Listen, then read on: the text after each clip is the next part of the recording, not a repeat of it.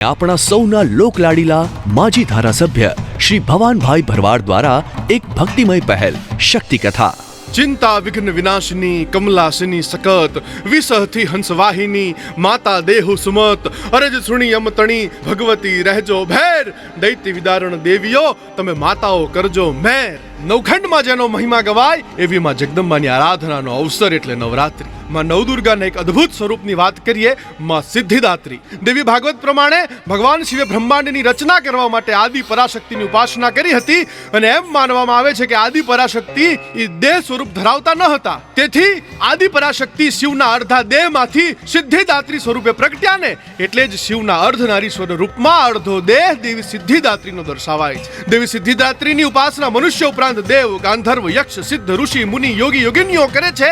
માં સિદ્ધિદાત્રીના આશીર્વાદથી જ અણિમા, મહિમા, ગરિમા, લઘિમા, પ્રાપ્તિ, પ્રકામય, ઈશિત્વ અને વશિત્વ નામની 8 સિદ્ધિઓ પ્રાપ્ત થાય છે અને આપણા બધા સંકલ્પો સઘળા મનોરથ સિદ્ધ કરે તેવી માને પ્રાર્થના કરીએ. જય માં સિદ્ધિદાત્રી, જય માં આદિશક્તિ.